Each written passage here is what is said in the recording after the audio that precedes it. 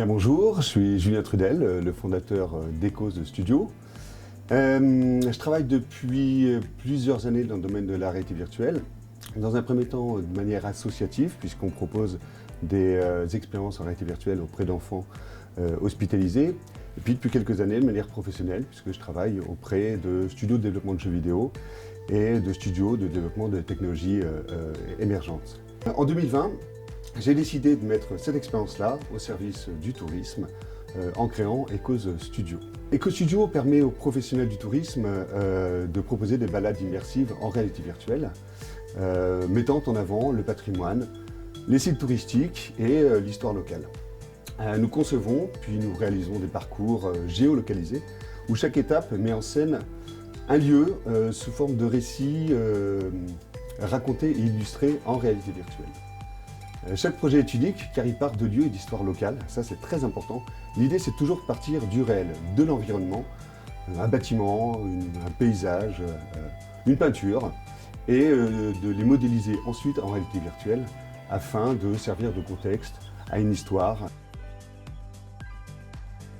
On a choisi d'utiliser la réalité virtuelle car elle permet d'imaginer et de voir autrement les lieux. Par exemple en nous replongeant visuellement dans le passé et dans l'histoire.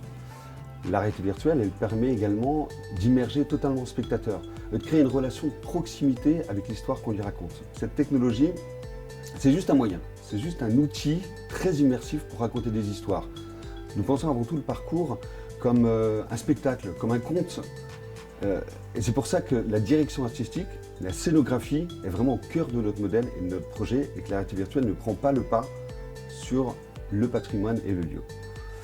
Alors aujourd'hui, nous cherchons à travailler avec des professionnels du tourisme qui souhaitent d'une part proposer à leurs visiteurs une nouvelle façon de parler de leur territoire en les immergeant dans une histoire, un lieu, et d'autre part de proposer une attraction unique, résolument innovante. Et puis, à la veille de la réouverture des sites touristiques, on croise les doigts, c'est permettre aussi de proposer, d'offrir une raison supplémentaire pour venir visiter ou revisiter des lieux du patrimoine français. Alors notre plus belle réussite, c'est à la fois notre projet fondateur, c'est une balade qu'on a imaginée à Saint-Michel-Chef-Chef, à l'établissement La Brise de Mer. On met en scène sous forme de conte l'histoire d'un vieux pêcheur qui pêche une sardine magique avec qui il peut faire tous les vœux qu'il souhaite.